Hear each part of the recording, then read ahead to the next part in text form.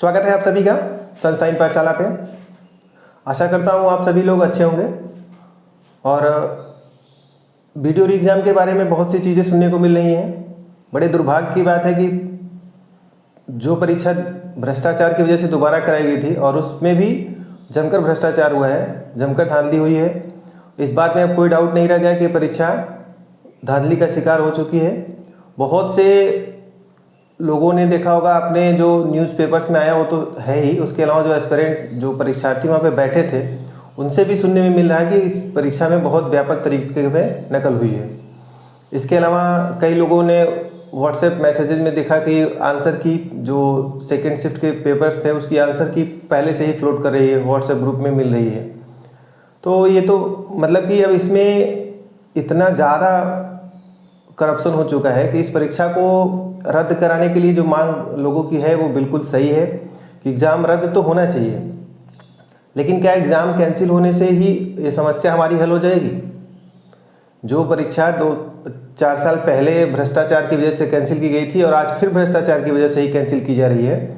आप ये समझिए, इतना टाइम जो गया किसी भी परीक्षार्थी का, उस टाइम की वैल्यू वही समझ सकता है कि कितना महत्वपूर्ण टाइम उसके करियर का, उसके लाइफ का कितना महत्वपूर्ण टाइम इस अनावश्यक चीज़ में चला गया, जो कि उसमें उसकी कोई गलती नहीं थी और उसके भविष्य के लिए कितना बड़ा नुकसान है, ये बिल्कुल भी आप इसका आंकड़ा नहीं लगा सकते।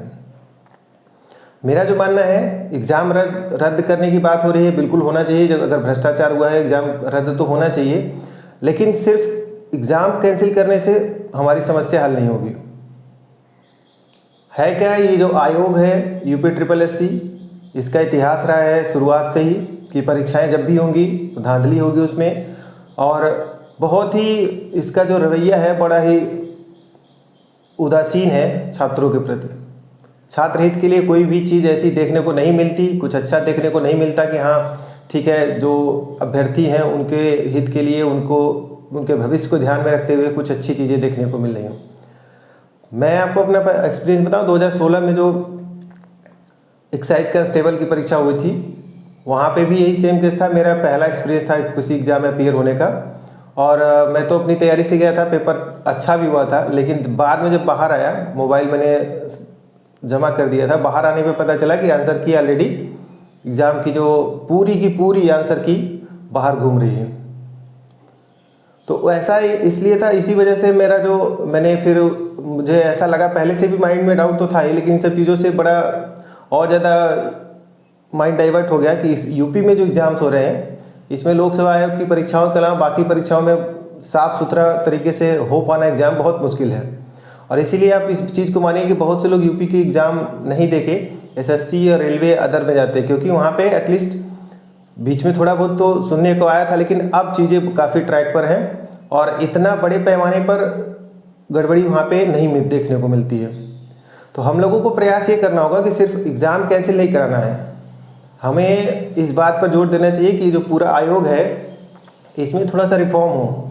इसमें कुछ जो ज़रूरी चीज़ें हैं वो इंक्लूड की जाएँ कि आयोग की तरफ से, जैसे बात करें अगर हम लोग, तो आयोग की तरफ से जो एग्ज़ाम का शेड्यूल होता है वो बिल्कुल डिटेल शेड्यूल आना चाहिए कि कब परीक्षा होगी, कब आंसर की आएगी, कब रिजल्ट आएगा।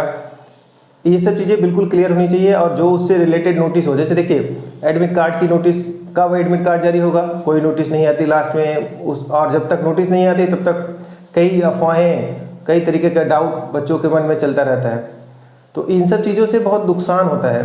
तो अगर आप कोई भी परीक्षा होनी है, उसका नोटिफिकेशन, एडमिट कार्ड, परीक्षा कब होनी है और आंसर की कब तक आएगी, इन सब चीज़ों को बिल्कुल क्लियर कट होना चाहिए, जिससे एक बिल्कुल शेड्यूल उसका फिक्स हो और उसी हिसाब से जो भी अभ्यर्थी है वो अपनी तैयारी कर सके, अपने आप को रेडी रखे एग्ज़ाम के लिए।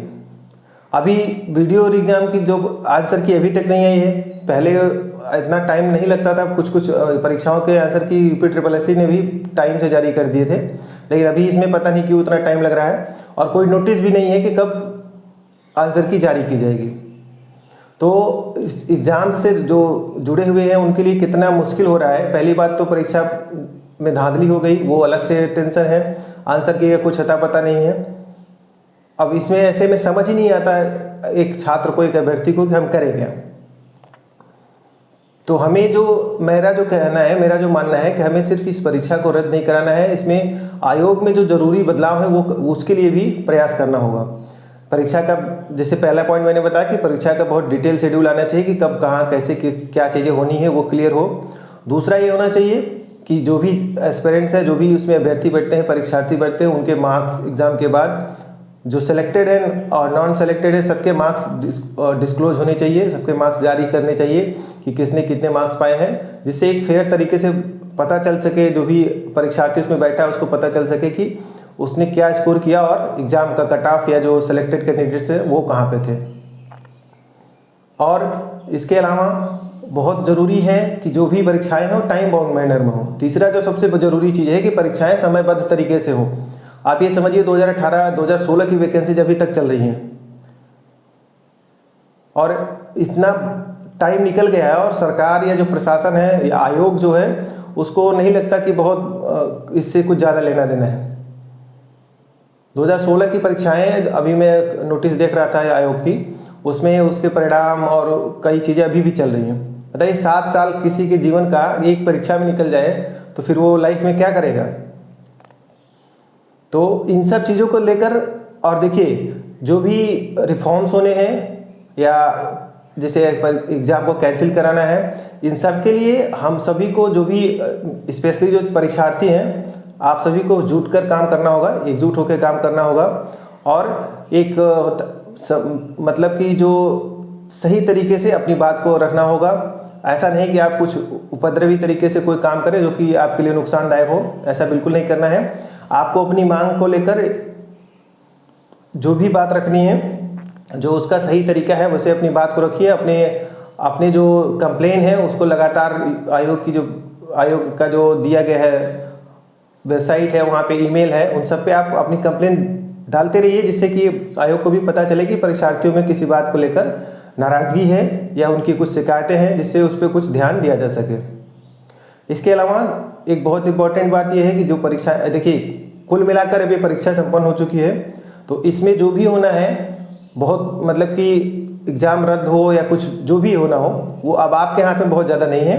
हाँ, आपको जो इससे जुड़े जो भी प्रयास हो रहे हैं उसमें आपको अपना सहयोग देना है, लेकिन अल्टीमेट जो रिजल्ट है, अल्टीमेट जो डिसीजन है वो तो हमेशा प्रशासन का होता है।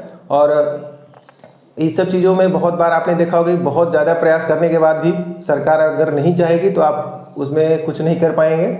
तो इसलिए मेरा एक सुझाव ये है कि जो परीक्षाएं हो चुकी हैं, अगर आप तैयारी कर रहे हैं तो जो आगे आने वाली संभावित परीक्षाएं हैं उस पर आप थोड़ा फोकस करें अपने आप को। इसी को लेकर ना बैठे रहें कि भ्रष्टाचार हो गया आप क्या करें, बहुत ज़्यादा निगेटिव होने की ज़रूरत नहीं है। आप थोड़ा सा अपने आप को मोटिवेट रखें, आगे की जो वैकेंसीज है उस पर ध्यान दें। ये होता रहा है, स्पेशली यूपी के जो एग्ज़ाम्स होते हैं उसमें ये सब चीज़ें होती रही हैं, लेकिन ऐसा होता क्या कि आप इसी पे अगर अटके रह गए तो आगे की जो वैकेंसीज हैं, आगे जो परीक्षाएं हैं उसमें आपको नुकसान ज़्यादा हो जाएगा।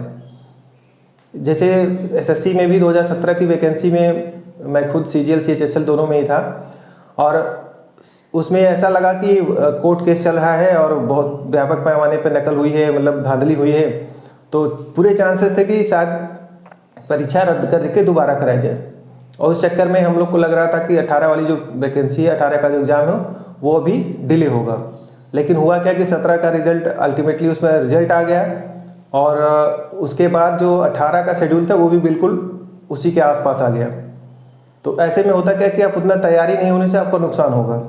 इस चीज़ का ध्यान रखेंगे कि आप, ये परीक्षा हो चुकी है, इससे जुड़ा हुआ जो भी, अगर कोई ट्विटर पे कैंपेनिंग चल रही है या जो भी कोई कहीं पे भी जो आपके लिए, आपके हित के लिए बात चल रही है, उसमें आप सहयोग जरूर करें, लेकिन साथ साथ आप अपने आगे की पढ़ाई के लिए भी ध्यान दें कि आपको आगे भी जो परीक्षाएं हैं उस पर ध्यान देना है, अपनी पढ़ाई को कंटिन्यू रखना है। ऐसा नहीं कि बिल्कुल इसी में इन्वॉल्व हो गए आप और पढ़ाई लिखाई से दूर होते जा रहे हैं, वो चीज़ आपके लिए बहुत नुकसानदायक होगी। ठीक है, मिलते हैं नेक्स्ट वीडियो में, तब तक अपनी पढ़ाई करते रहें, अपना ख्याल रखें।